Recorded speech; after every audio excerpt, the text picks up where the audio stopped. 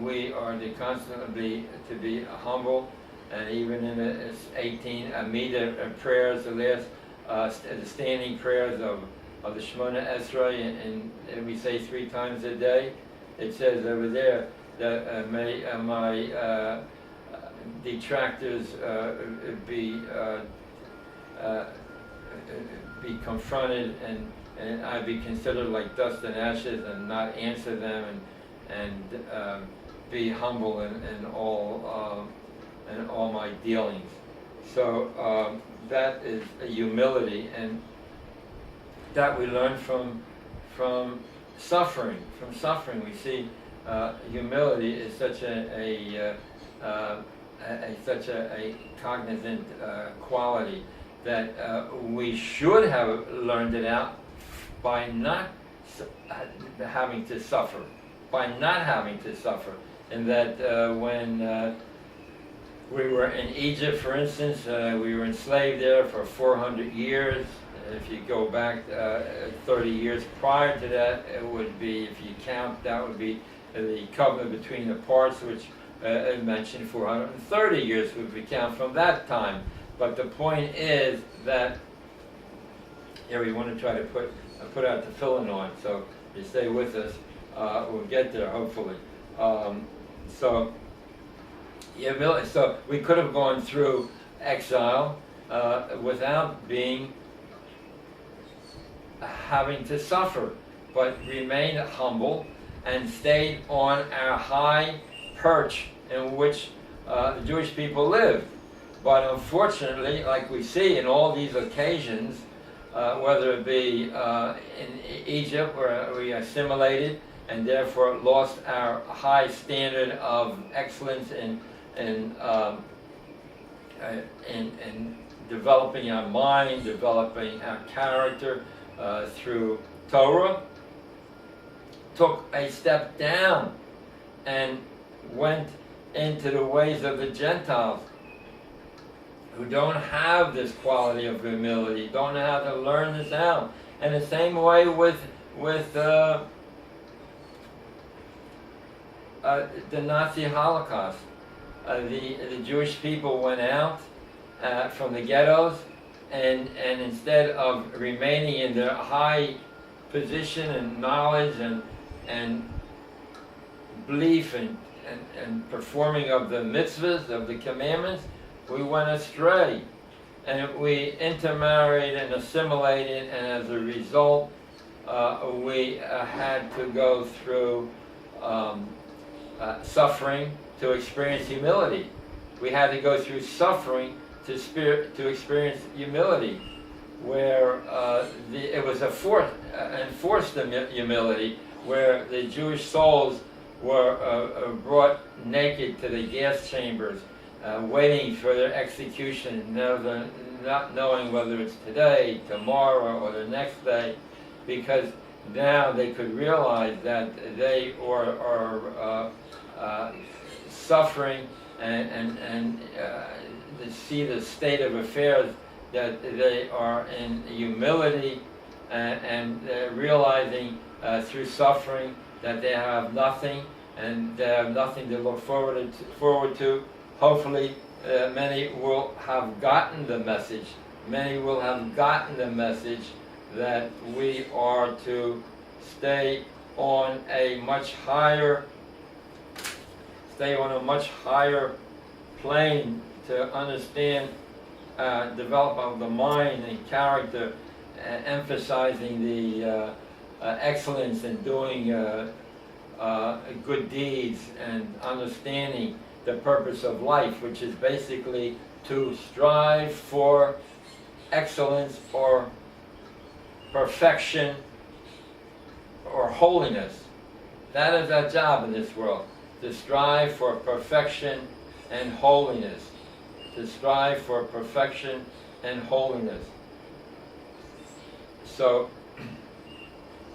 what is holiness? Holiness is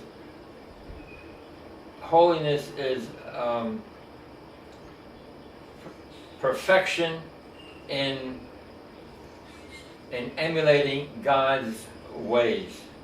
Holiness is perfection in emulating God's ways. And we see God's ways of kindness and teachings in the Torah, and we're to try to emulate that. But it's a very hard concept to go through life saying that I'm going to be excellent, I'm going to be perfect, strive for perfection. It's very difficult. So a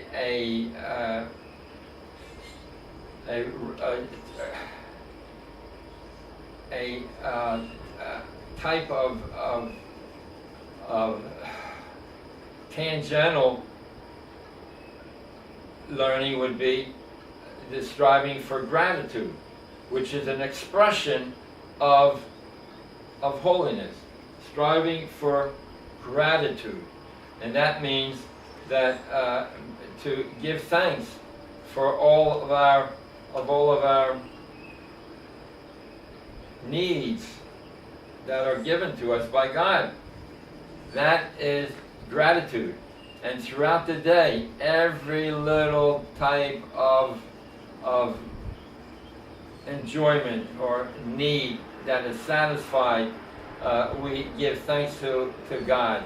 And that is an expression of perfection, of striving for perfection. Again, because people are not going to have in their mind constantly the striving for perfection as the sole ingredient that we should be doing every minute of the day. So instead, we are given this expression of gratitude, showing thanks for all that God has given us. Every little thing, even our minds that we take for granted, and all the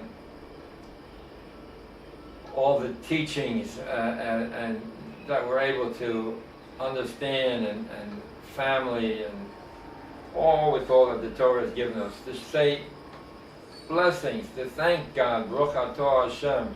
You, Lord our God, is the source of all blessing and goodness, and has given us the fruit of the vine, or has given us the foods or the clothing that comes from a sheep, that, for instance, that eats grass and produces wool, meat, and what else you say?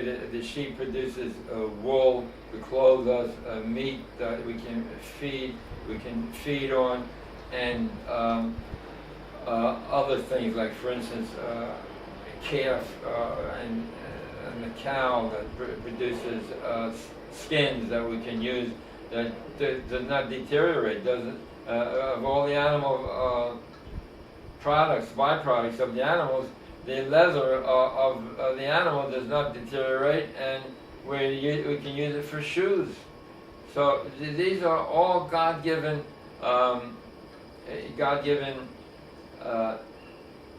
utensils and things that satisfy our needs. And that's why every time we get a new pair of shoes, or a new dress, or a new piece of clothing, or food, we should thank God, because everything, Baruch atah Hashem Elokeinu melech haolam, you, God, the source of all blessing and goodness, shehakol, everything niyeh was bidvar, by His word. By His word they were created. So we have to remember that throughout lifetime.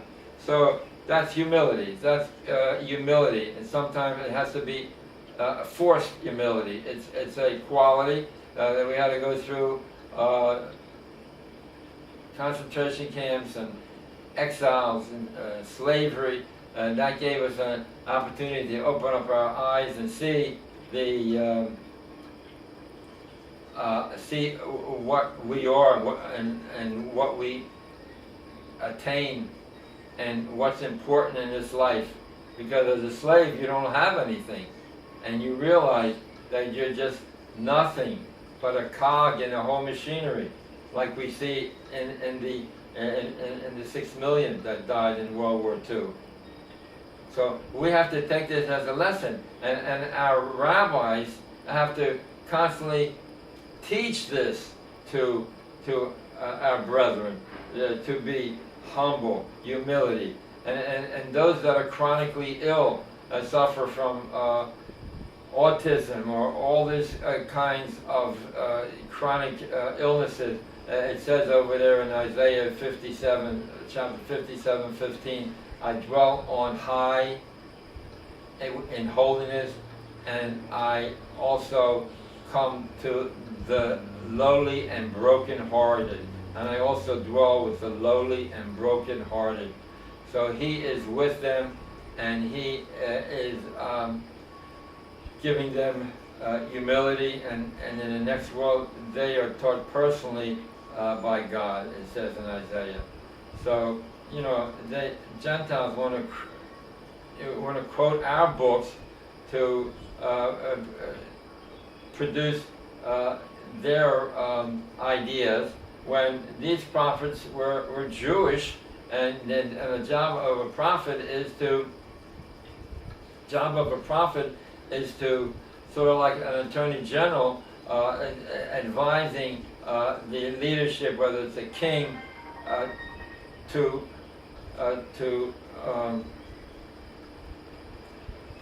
act within the confines of the Torah, to act within the confines of the Torah, and not to go astray. So those are important teachings, right? Forced humility. If we don't get it by ourselves, we have to have enforced humility.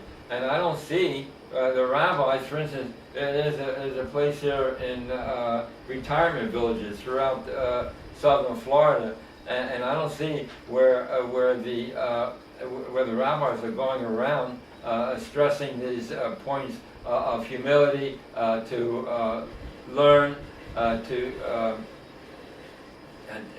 develop your mind and character through learning. I don't see that.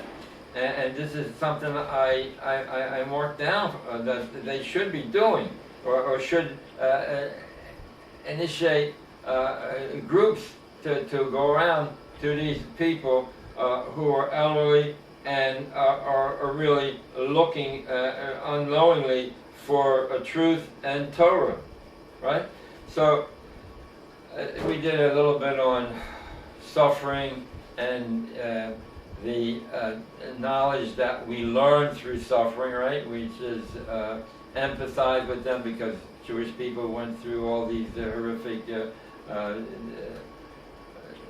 times, to realize there is a God and we are impotent in His way, considering Him. 3, that we are that there is a God where there will be a true judgment in the next world, when we see that the evil people are not punished. And 4, it gives us increased piety, become more pious when we realize that God is in control of everything. And 5, humility, which has many times has been enforced humility, because we assimilated, it did not grow with maintain a high standard of excellence in performing the commandments, and in the contrary, went after the Gentile ways. Now, I propose that, you know, this is the only thing that I can do personally, is try to reach out through these avenues of YouTube. We're on YouTube on the Yeshiva Classroom. You can call us personally, or you can. We have a website, firstshabbos.org, right? And it has some information on there. There's a book that I wrote that you can get through Amazon, etc. So one of the most important events in our lifetime, a seminal event that we should never forget, and that we do not forget, is the holiday of Passover, right? Passover, which tells us that we remember all the plagues that God involved himself in this world, right? We want to put on these film before the hour is up. And we want to so God involves himself with people in this world, with the Jewish people in this world. And he showed in front of those released slaves how quote unquote Mother Nature was turned around, and the Egyptians were afflicted by God's decrees, changing the face of the environment and of the workings of the world, because God put them into motion to do. Bora lasos, he created to do. Bora lasos, they run automatically, just like a train going over a certain point, a railroad, a toy train, and over a certain point, it will initiate an event, whether a man goes out waving a signal or what have you, right? One event it will initiate another event. So that's why we bring that down, that we must understand that nature, quote unquote, was changed. And we say Mother Nature, or Mother Nature is God. Mother Nature, seemingly management of the creations, living creations, life of making sure he has defenses and abilities to live and procreate. And that's Mother Nature takes care of that, or whatever Mother Nature means, seemingly management of live creations, which is really God Almighty. So, one of the last plagues was the destruction of the firstborn, and we remember that to our dying day, and that is a very significant event that happened at 12 midnight, and that's why after the Passover meal, we're to finish at 12 o'clock, 12 midnight, because at that time the angel of death passed over the Jewish home and struck the firstborn of the Gentiles. And to remember that seminal event, we today give over the firstborn to God, right? But we and his representatives, or the Levium, the priest, and we buy them back for $5 silver to commemorate the fact that they were not originally our sons, but were given over to God and the temple. But just like in Numbers chapter 3, verse 4 and 5, the firstborn were redeemed by the Levium by giving them 5 silver, 5 shkolim. So today we do the same thing, and we redeem our firstborn. There's nothing that we do that is not mentioned in the Torah. Practically everything originates somewhere in the Torah. And that's why when we put on tefillin, we were commanded, I don't know how this is going to work on TV, we were commanded to, what?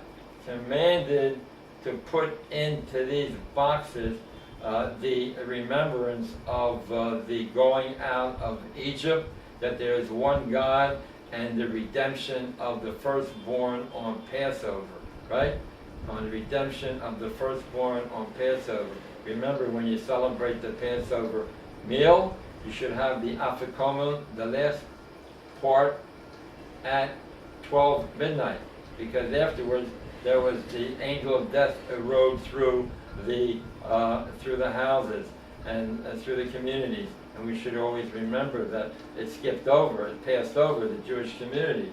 So here we have the what? Here we have the tefillin, and in that box are four scriptures, and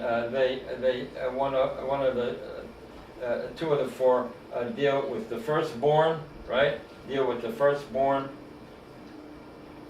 the redemption of the firstborn, that we were saved, and it talks about that in Exodus, I think, chapter 11 to 15, and then 16 to 30, and those verses are put into the tefillin.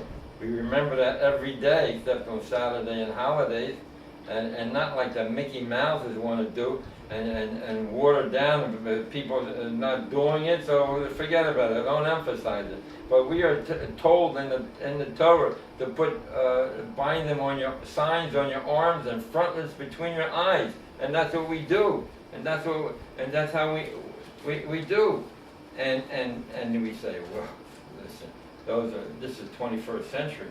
21st century, what does that have to do with it? What does that have to do with it? We have to remember that we are chosen people. Many times it says in the Bible. We want to be humble, right? But nevertheless, it says in the Bible, the Jews were chosen.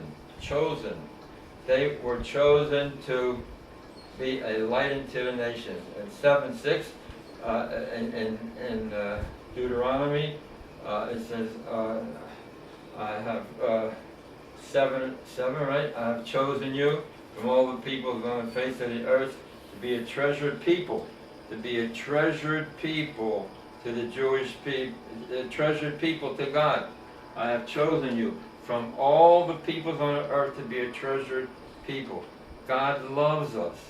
Do we appreciate?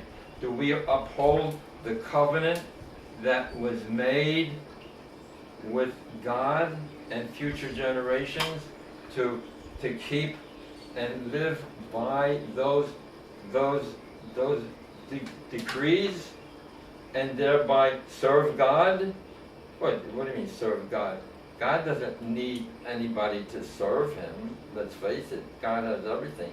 But what it means, serve God, means that you are to act like a congregant that made a pact with God. A congregant that made a pact with God to keep the commandments, right? What does God get out of the commandments? God doesn't get anything out of the commandments. What does he need people to do with the commandments? It's for the Jewish people. They had to do the commandments so they can earn the next world. The commandments are the mitzvahs. And this has got to be emphasized in the teachings. Rabbis have to go around. Look, Chabad goes all over the place, you know. They're dedicated, and the problem is that they run and they do and they're kind and they give. But there's also more than this. So here you see the tefillin that we're commanded to put on, and and many more Jews throughout the world put them on every day. So these are frontlets. These are signs on your arm, right? Signs on your arm. Shin, Daled, Yod, Shaddai, Almighty. Our thoughts are to the Almighty. And this is a mitzvah that we are to do. And especially in that mitzvah, in that commandment, in these boxes are scriptures, 4 scriptures that deal with the oneness of God, right? God didn't have a son. He is not physical, and He is the God of the Jewish people, God of Abraham, Isaac, and Jacob. God is not fickle, doesn't change His mind, 23:19. God is not a man. God is not a son of a man. And God is not fickle. He does not change His ways or His thoughts unless He convenes an assemblage of people and tells the Jewish people that we're not going to, you don't have to do this, you don't have to do that, you don't have to put on tefillin. You don't have to pray 3 times a day, like we learned out in the Torah. Abraham prayed in a morning prayer because he got up in the morning and he directed his thoughts to save the city, and Isaac was in the fields praying towards sunset, and Jacob prayed at the nighttime before he went to retirement. So that's what we do. We do all these things are not for just superstition, and you know that's why many of the day school graduates, you know, they think that they're in the 21st century, and they say all their forefathers were old superstitious people, and now there's the 21st century.